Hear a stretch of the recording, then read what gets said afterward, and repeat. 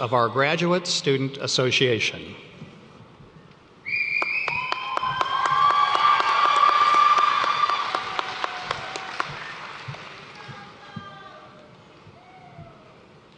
Assalamu alaikum, meaning peace be upon you all. I was born in a beautiful city in Palestine. It is for this moment and this accomplishment that my parents decided to come here and build a life here. So to my mother and father, I'd like to begin by extending my deepest gratitude for their dedication, sacrifices, and love that were cornerstone to my success, as well as my brothers and sisters who have always been there for me. I am not alone in this gratitude. Every single one of you in the audience has sacrificed for a graduate here or contributed to their success in ways that we will never forget. So thank you all. Now, it is essential to understand and acknowledge the unique journey that has brought us all to this moment in our time here. In our time here, we have witnessed profound challenges and injustices that have shaken our world like never before. We witnessed and are still witnessing an unprecedented amount of loss of innocent life in Palestine. Over the last 7 months, at least 40,000 human beings have been killed by the state of Israel. These people were not only innocent Muslims, but innocent Christians and innocent Jews as well. These people were civilians, a majority of them children.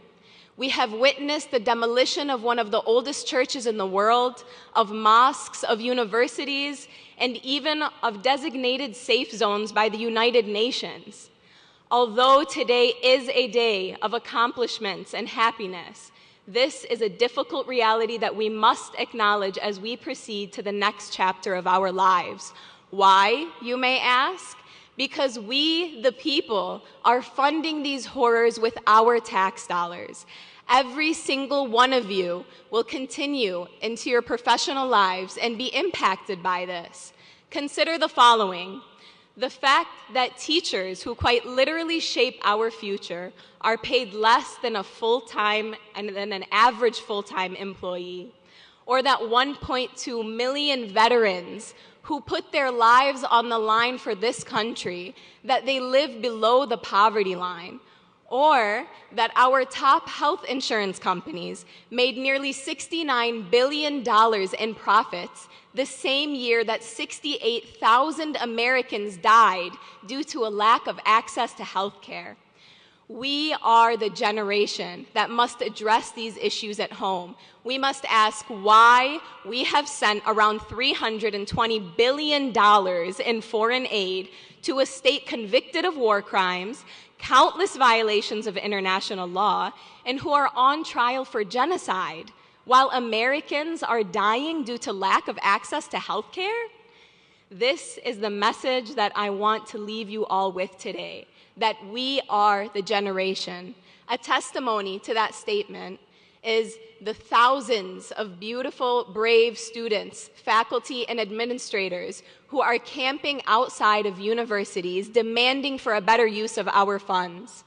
If there are any of you here who feel as though you cannot relate or are uninterested in what I have said thus far, I would challenge you to consider this. Growing up, we learned about the atrocities of the Holocaust, the horrors of slavery, and we wondered, how on earth did these things happen? Well, there is a popular phrase that the only thing necessary for the triumph of evil is for good men to do nothing. So if you wonder what you would have done during those horrific times, I implore you to take a look at what you are doing right now. We are the generation that will not accept being divided based on religion or background. We will not accept unwarranted, uneducated, and hateful labels as we demand a better future for ourselves and for justice. I apologize that this is not a typical graduation speech, but there is nothing typical about the times that we are living in. There is nothing typical about 15,000 children live-streamed deaths being watched. And there is nothing acceptable about our institutional complicity, silence, or the gross misuse of police force nationwide. The world is in desperate need of change, and we must be the ones to do it.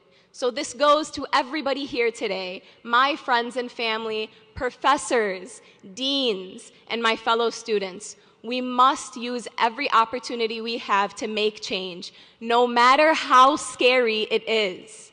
As the graduates of today, we have an opportunity to be the heroes of tomorrow. If we look to history, we will see that the students have always been on the right side of history. The key to this is solidarity, accepting discomfort at the cost of truth, having difficult conversations to find common grounds, and working together towards salam, which, if you recall, means peace. Remember when I leave this stage that my calling was one for peace. So to not support that would not be a reflection of our UT values or our humanity. I will end by sending my salam to the struggling teachers and veterans, to my fellow Americans, to my family in Palestine, to the people of Gaza, and to all of those who are fighting for peace. Congratulations to you all, and salam.